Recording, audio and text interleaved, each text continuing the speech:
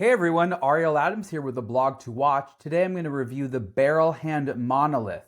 This is the second watch from the Barrelhand brand, and it is a timepiece specifically intended for astronauts.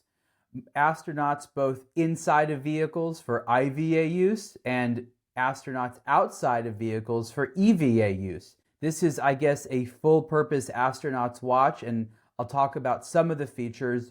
A lot more you can learn online, especially on the Blog to Watch review that will be upcoming, as well as some of the other content we have on the Blog to Watch website about the Barrelhand Monolith. Also, the Barrelhand website has a lot of stuff. There's so much that went into this watch. This required years of development and research. They finally came out with it. So I'm going to try to talk a little bit about the Barrelhand brand, a little bit about the Monolith watch, what it means to be an astronaut's watch. I mean, this is a discussion, as I'm simply thinking about it, could go on for hours. There's a lot to discuss here. We'll go back to the founder, Karel Bachand. Let's talk about the founder, Karel. He's someone that I met years ago. He was a young student and he had made a Urwerk watch, a 3D printed, sort of like a replica of an Urwerk watch, because he was just curious, and Urwerk has sort of this novel, what they call the satellite system for telling the time. And Karel, as a young student, just sort of wanted to replicate it. And make a long story short, I helped introduce him to the actual people at Urwerk. Years later, he started his own brand called Barrelhand, and the reason it was called Barrelhand is basically because the barrel was the hand. And it took him a number of years to get this watch off the ground. It finally was created as a limited edition, quite expensive watch, but an interesting timepiece, and it was successful enough to allow him to make the second watch, which is the Monolith, which I think may have taken just as long, if not longer, to develop. And if you start to learn about it, you'll realize why. Pretty much everything about this watch was made especially for this watch, for the purposes of being in space, to be legible, to be resistant to the various types of environmental effects that can pose problems. And that's all kinds of things. It's, again, just like a dive watch is meant to resist high water pressure, a watch in space has to resist all kinds of things, from shock to G-forces, extreme heat, extreme cold, radiation, just a whole assortment of things. So this is quite an achievement. It looks simple, and it's actually funny because one of the things that this watch is missing is an indicator of who actually made it. If you sort of know, you know, but if you don't, well, you really don't. So if you look at the dial, there's no text of any kind that I can see, at least no text that really has to do with the watch. There's some numbers right there between the lugs. You can't really see it. The rear of the watch has, I guess they call it a microfiche. I'm going to wipe it down a little bit here. And this is a small piece of data. So there's 3 gigabytes of data on here, and it's supposed to be all kinds of stuff about humanity, about survival. You need to have some type of magnification system to see this. This is not something you can see with the human eye. The only thing you can kind of read is at the very bottom here is the shape, which is the logo of Barrelhand. It's a kind of, looks kind of like a little Saturn on the side, maybe a little watch on the side there, small shape. That is it to let you know who made this watch or what it's all about. There is a QR code that comes with the instructions on this kind of like credit card size piece of metal, and you can go to the website and learn all about it. Yes, that's true, but it is sort of funny that if you had discovered this watch, say in space, on a distant planet, in a spaceship in the corner somewhere, someone abandoned it, you wouldn't know what it was. So that's kind of funny, but it's not the first sterile watch in that regard. So one of the things that I want to talk about is the material that the case is made out of. It's something that I've never heard of. It's called Scalmalloy. I hope I'm saying that correctly. It's a 3D printed metal. It's an alloy. It's got a few different things inside of it, including magnesium. It's supposed to be as hard as titanium, but significantly lighter.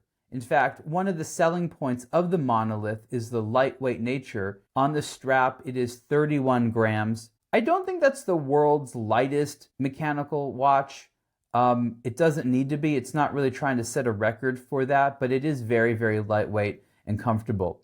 The entire structure, as you can see, is skeletonized, and this is not that large of a watch. I'll put it on my wrist in a moment here, but what you'll notice is that the Monolith is only I don't actually know if it includes the crown or not, but it's supposed to be 38 millimeters wide, so not terribly wide, 45 millimeters from the lug to the other lug, just about 12 millimeters thick, a little bit less than that. The crown is pretty large. They call it an airlock crown. And what's special about it is you're supposed to be able to use the crown while it's pulled out down to the maximum depth, which is 200 meters. So this is a crown that you can not only wind underwater, it doesn't screw down, it doesn't need to, but if you pull it out, you can operate it, not just underwater, but in the vacuum of space or in a sort of vacuum or a high pressure zone. Both of those things, you can use the crown, and there's all this pressure resistance, which is fantastic. So that's another feature.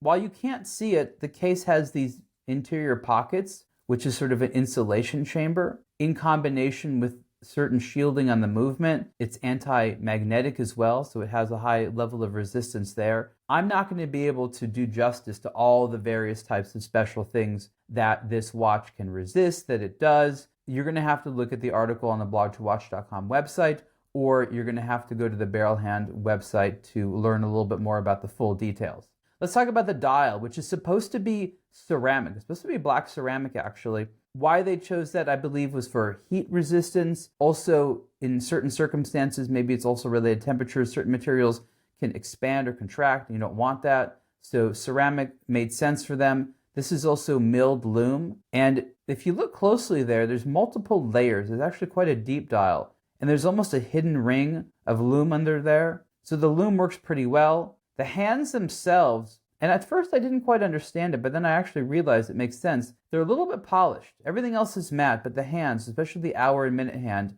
is a little bit polished. Helps catch the light, helps improve legibility. You have that orange seconds hand there. It's a cool looking dial. It looks nice. It's hip. Even if you're just sort of a lifestyle astronaut, you know, you're in the market for an aspirational luxury item that says, I would like that activity even if I don't do it. This is pretty enough. What's the competition? I don't know, maybe Omega, Speedmaster Moonwatch Professional, which costs actually these days, I don't know. No, actually, probably this costs a little bit more than the Monolith, but most of the Speedmasters probably cost more. This is not a cheap watch, but I think that you actually get a good value given everything that went into it. The movement inside of this watch is a modified version of the Swiss-made Sellita SW300B. So this has some modifications to it. This is 50 hours of power reserve, operates at 4 hertz, and again, with the shock resistance, magnetic resistance, and certain things like that, that's where some of the modifications come in. So I don't think this is technically a Swiss-made watch because I don't think it's actually assembled in Switzerland. It's too unique of an item, but it does use a Swiss-made movement, and that's great. And again, it's an automatic movement, time with hours, minutes, and seconds, no date, easy to use, very, very simple. In the future, I think what Barrelhand has indicated is they want to make more watches that have complications that astronauts might want. I'm not sure what those specifically are. Putting on the strap here, which is actually unique. It might look like some other ones, but it is actually unique. That slides in here. It's a nice stretchy material. This strap takes a little bit of experience to take on and off. And, it is fabric, so it will kind of get dirty. But I'm still wearing a Band-Aid here. The strap is a nice color. It comes in a few different styles. I think that it can be washed if it gets dirty. This, I believe, is titanium hardware here. And you can see here, I even like that there's little 2 notches here and 1 notch here, which I think shows you, which one you do first. If you're undoing it, you do this one first, I think, and then this one second. So just sort of what you call sort of part of the ergonomics and user interface. On the wrist, it's not that big. I think that sort of the wide lugs give it a wide berth a little bit, but it's not that big of a watch. It definitely has a little bit of a size to it, right? It's got that thickness, it's got that presence on the wrist, but it's really not something that I think is too big. It's quite modest in terms of the sizing. It actually wears, in my opinion, very modestly. So people worry about, too big watches. This one, I think from the beginning was intended not to be too large of a watch. Again, it might go up in size as they add complications, but the monolith itself is very reasonably sized. The last thing I'll talk about is the sapphire crystal. which is, again, actually the subject of a very popular sponsored post on a blog to watch. Those actually work really well for advertisers because they explain things that are complicated, like the story of the sapphire crystal in the monolith by Barrelhand. It's a longer discussion as to sort of why you would want to have something other than a standard sapphire crystal in a space watch.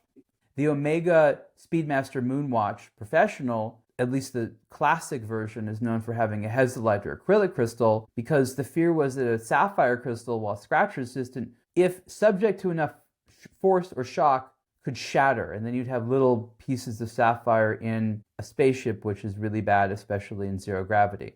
So this acrylic was preferred because it would kind of crack. So to make a long story short, what Barrelhand was able to engineer is a sapphire crystal in what they call a C-plane structure. And this C-plane structure creates some type of a special property that when you strike it, if you did, it would kind of crack rather than shatter in the way that maybe a mineral crystal or maybe a hesylite does. So this is a special, again, solution that Barrelhand came up with to have a sapphire crystal, but that would also satisfy that very specific kind of concern in an astronaut environment if a crystal was subject to a certain type of shock. To my knowledge, that has never happened in history. It's still more or less theoretical, but it is interesting that that's a concern and yet another area where Barrelhand put in a lot of effort into the monolith. Again, 38 millimeters wide, water resistant 200 meters. You could dive with it, though it's intended for being in space, both inside of a vehicle, as they call it, or outside of a vehicle, on a planet, inside a space station, outside a space station. This watch is designed to be functional, and that's really awesome. So I really congratulate Barrelhand and Karel and the team for making this watch. This is not a limited edition. They will be producing them in batches. The retail price of the Barrelhand Monolith is $9,750, and you can see the full review on the blogtowatch.com website, as well as the Barrelhand website. Thanks.